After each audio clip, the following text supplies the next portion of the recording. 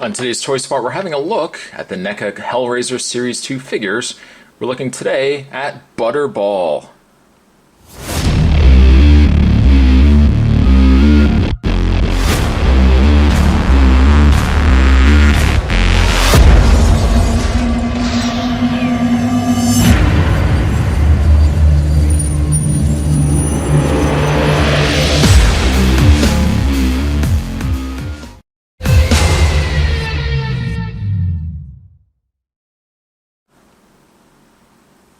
Butterball, along with the other 5 figures that make up this wave, when you collect all 6 of them, you can build your very own Pillar of Souls. I can also see from the package that Butterball does come with an alternate head, which is really, really cool. Up at the top there's a picture of Butterball, sporting some shades. And on the back of the package, a picture of the figure on the side there, it says, Laszlo was a despicable character in life. His gluttony for dark sin and perverse pleasure guided him like a moth to the flame that is the lament configuration. But with its opening came unimaginable pain and the life of servitude as one of these Cenobites, but with his eyes sewn shut, tormenting him, further denying him the sights he would enjoy so much. Apron has removable tools plus alternate head, also indicated on the package there as well. And the rest of the figures that make up Series 2. What I am going to do, is take a bit of a break. I'm going to get this opened up, and when we come back, we're going to get a better look at Butterball. Stay tuned, there's more on the way. Stay tuned. Quickly having a look at the piece of the Pillar of Souls that comes with Butterball. It looks like it is the side of the Pillar of Souls. So if I was to take an example here, I'm going to take one that came with Pinhead, and it looks like it would just snap into place like so. Maybe the other way. Maybe it would go like this. But just to kind of give you guys an idea, it is going to be a very large piece. That is quite sure. That's probably how it snaps together like that. Again, the detailing is really good. This one looks like it's eating the other one's face. That's not very good, though. Quite a disgusting looking sculpt. Can't certainly wait to get that put together. Let's have a look at Butterball. As a side note, Spot just has a quick story for you. When I went to high school, there was a rather portly fellow. His nickname was Butterball. I don't think he looked necessarily like this. This Butterball has seen better days. Butterball, I think, has the title. When you think of Cenobites and you think of Hellraiser and you think of the Hellraiser movies, there's generally always the certain Cenobites that you always remember. Of course, you always remember Pinhead. That would be an obvious one.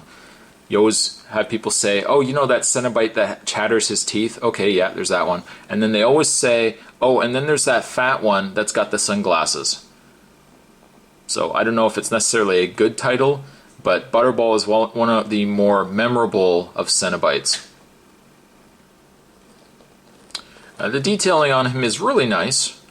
Again, he's very similar, has a very similar costume, very similar suit to the other Cenobites. In this case, he looks like he's got a big gash in his stomach area there, and it's got some hooks sticking into the flesh of his body.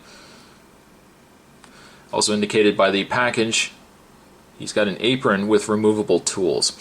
Now, it doesn't look like all of them are removable. In fact, it looks like some of them are very fixed in there.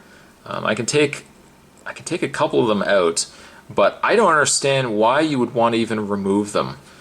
He has one tool in his hand, which I've still got the elastic fastened, because guaranteed if I took that elastic off, these tools I don't think would stay in his hand very well.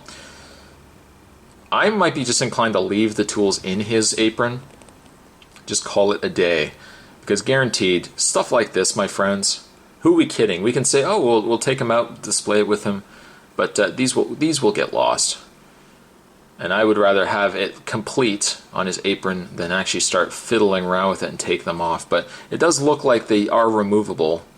Some, though, are a little harder than others, but again, I'm just going to leave it. Now, where he has black, really encompassing most of his costume, he's got that little bit of blue in the front that kind of breaks it up, and I think that's a nice added touch. He has no legs, no feet. He has feet, but I mean really they're just the outlines of a shoe. It's the exact same as most Cenobites that have skirts. They have no opening at the bottom, it's just one solid piece. As the package is indicated, he has a removable head. It looks like it is fairly easy to remove his head. He's got really just one big long peg. Snap that into place, and there he has the alternate head. Now it looks like the back of the one head here unfortunately broke. Maybe it was broken at the time it came out of the package, which is one of the problems with some of these figures that have plastic. Plastic in time gets very brittle. Even these figures, I mean, it gets very brittle, and as soon as you put any pressure on it, these will break. Now there you have a very gruesome Butterball without his glasses. If you ask me, not as iconic as him with the glasses, just to kind of give you guys a comparison. I think Butterball, when I think Butterball, I think of the guy in school that always got picked on. But when I think of Butterball in the Hellraiser movies, I always generally think of him with the glasses. So you get the option, but for me, I will likely keep this head off, try not to break the other hook that's on the back of this head, and I will likely have Butterball displayed the way I picture him with the glasses.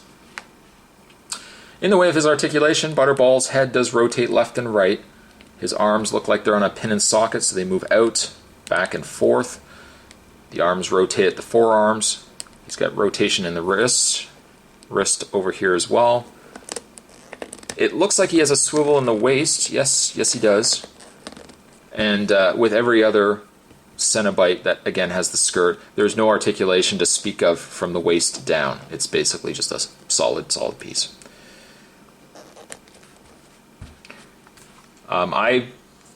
This is one of my favorite Cenobites from the Hellraiser figure line.